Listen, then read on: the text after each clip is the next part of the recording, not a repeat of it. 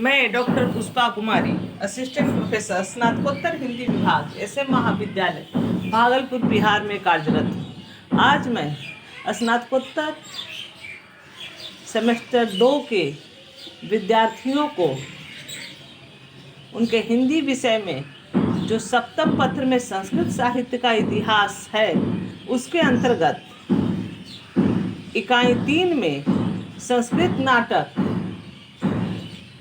आधुनिक काल क्षेमेंदोत्तर का परिचयात्मक वर्णन समझेंगे।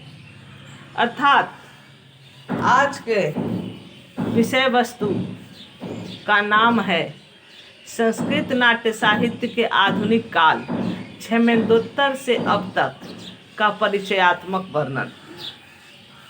नाटकों का उद्गम स्थल वेद है। ऋग्वेद के सूक्तों में अथवा एक से अधिक पात्रों द्वारा संवादात्मक योजना देखी जा सकती है।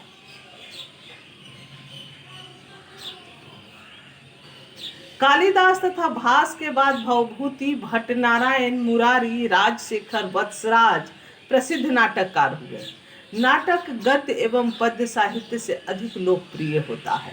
वैदिक युग से ईसा पूर्व 2वीं शताब्दी तक के काल में नाटकों तथा उससे संबंधित नियम एवं शास्त्र ग्रंथों की रचना की गई है। यह परंपरा आज भी देखने को मिलती है। संस्कृत नाट्य साहित्य में भवभूति के बाद नाटकीय रचनाओं के गुणों में क्रमशः ह्रास होने लगा।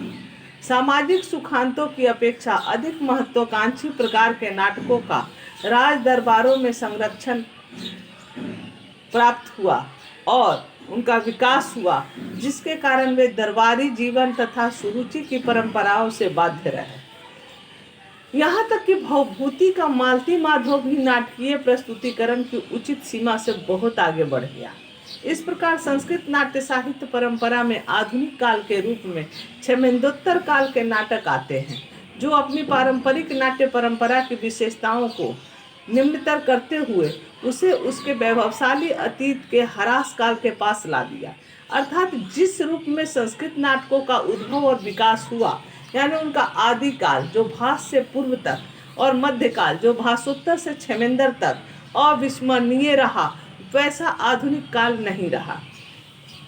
सच कहा जाए तो आधुनिक काल अर्थात क्षेमेंदोत्तर काल के नाटक या 11वीं शताब्दी के बाद से लेकर अब तक नाटक का हम संस्कृत नाट्य परंपरा में ह्रास काल के नाम से अभिहित करें तो कोई अत्युक्ति नहीं होगी।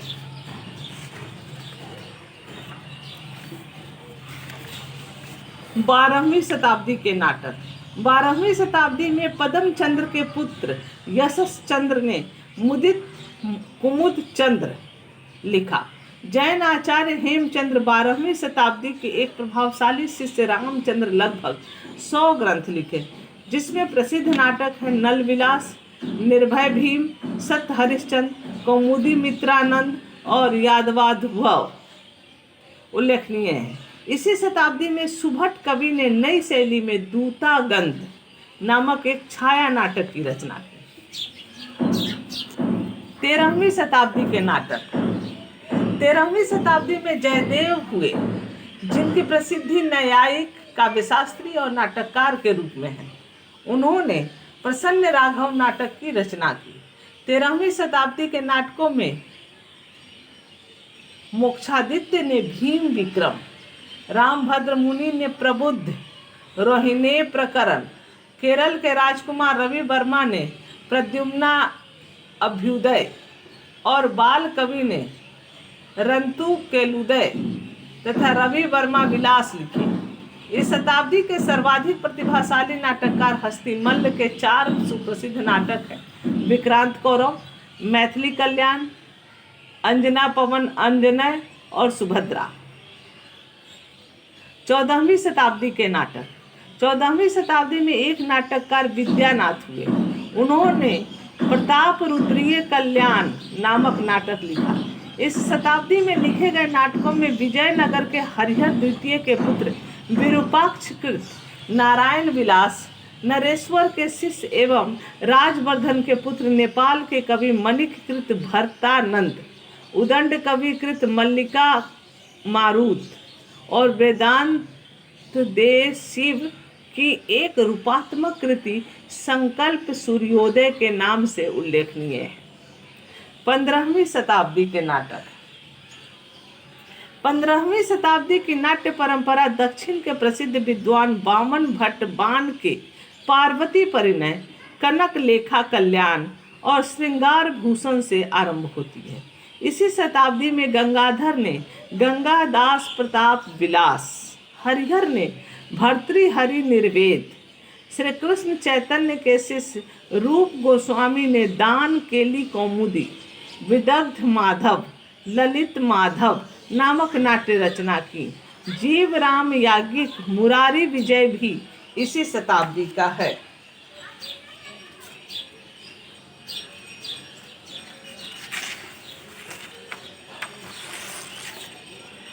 16वीं शताब्दी के नाटक। 16वीं शताब्दी में लिखा गया शेष कृष्ण का कंसवध पहला नाटक है। इस शताब्दी में विरचित अन्य नाटकों में रत्नखेट श्रीनिवास दीक्षित का भैमी परिणय, गोविंद दीक्षित के पुत्र यज्ञ नारायण दीक्षित का रघुनाथ विलास, तंजौर के बिलीनाथ का मदन मंजरी महोत्सव आदि उल्लेखनीय हैं। इस शताब्दी के प्रभावशाली नाटककार गोकुलनाथ हुए। उन्होंने मुदित मदा ललसा के अतिरिक्त दार्शनिक ढंग का 5 अंकों का एक रूपात्मक नाटक अमृतोदय लिखा। 17वीं शताब्दी के नाटक। 17वीं शताब्दी में लिखे हुए नाटकों में नेपाल के राजा जग ज्योतिर्मल का संगीत प्रधान नाटक हरगौरी विवाह, गुरु राम के सुभद्रा धनंजय तथा रत्नेश्वर प्रसादन राजा चूड़ामणि दीक्षित के आनंद राघव तथा कमलिनी कलह से वेंकटाध्वरी का प्रद्युम्नानंद, रुद्रदास का चंद्रलेखा सट्टक, महादेव का अद्भुत वर्णन, रामचंद्र दीक्षित का जानकी परिणय प्रमुख है। इसी सती में जैन विद्वानों ने भी अच्छे नाटक लिखे। 18वीं शताब्दी के नाटक। 18वीं शताब्दी में विश्वेश्वर कवि ने 3 नाटक लिखे। रुक्मिणी परिणय नाटक, नवनाटिका नाटिका और श्रृंगार मंजरी सट्टक। इसी समय देवराज ने बाल मार्तंड विजय की रचना की।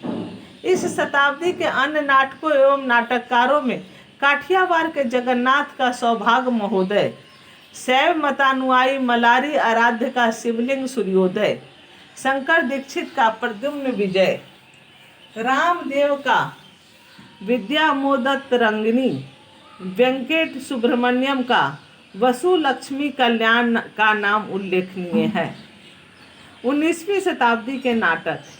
19वीं शताब्दी के नाटकों में दक्षिण निवासी भारद्वाज गोत्रीय पद्मनाभ का त्रिपुर विजय व्यायोग, वल्लीसाय कवि का ययाति रुन नंदन, रामचंद्र का श्रृंगार सुधारनव, वैद्यनाथ वाचस्पति भट्टाचार्य का चैत्र यज्ञ आदि उल्लेखनीय हैं।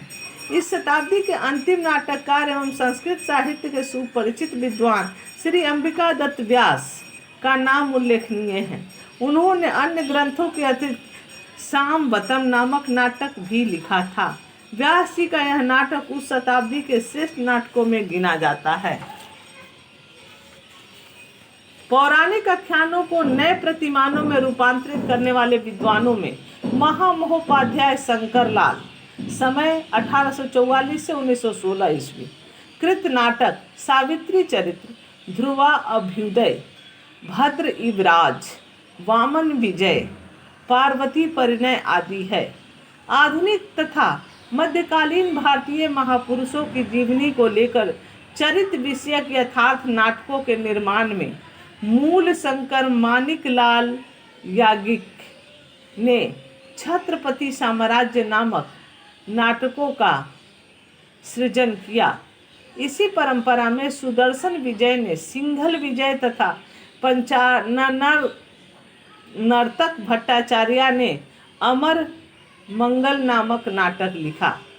पश्चिम के प्रसिद्ध नाटककारों की कृतियों से प्रभावित होकर संस्कृत में भी उनके आधार पर छाया नाटक लिखे गए।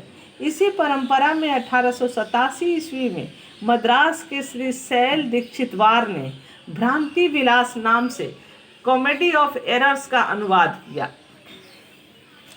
इसी प्रकार सी वेंकटरमैया ने टेनिसन को शोकांतिका, द कप को कमला विजय नाम से प्रकाशित किया। समकालीन सामाजिक महत्व के अनेक विषयों पर नाटक लिखे गए। क्षमाराम का बाल विधवा, श्रीमती क्षमाराव का कटु विपाक, आर्य समाजी विद्वान महाव्रत का प्रकृति सौंदर्य आदि नाटकों को इस श्रेणी में रखा जा सकता है। संस्कृत में लघु नाटकों का निर्माण पश्चिमी नाटकों के प्रभाव से हुआ। इस दिशा में संस्कृत के प्रहसनों का निर्माण संतोषजनक कहा जा सकता है। संस्कृत के बृहत ग्रंथों के रूपांतरों एवं कथानकों के आधार पर रेडियो रूपक लिखने का प्रचलन भी इधर बढ़ रहा है। रेडियो के लिए एकांकियों के लिखने की यह परंपरा उत्तरोत्तर विकसित होती जा रही है। निष्कर्ष इस प्रकार संस्कृत नाट्य साहित्य के आधुनिक कालीन स्थिति को देखकर निश्चित ही यह विश्वास होता है कि पूर्ण संतोषजनक न सही पर इस दिशा में कुछ कार्य अवश्य हो रहा है। संस्कृत साहित्य के अन्य विचार विधियों की तरह यह दिशा नितांत शून्य नहीं है। फिर भी संस्कृत के समर्थक एवं उन्नायक विद्वानों के लिए यह आवश्यक है कि वे द्रुत गति से संस्कृत की परंपरा को आधुनिक प्रतिमानों में ढालकर उसे समसामयिक रूप देने तथा उसकी अवरुद्ध समृद्धि को आगे बढ़ाने के लिए अपनी मौलिक कृतियों को लेकर इस क्षेत्र में अवतरित हों। धन्यवाद।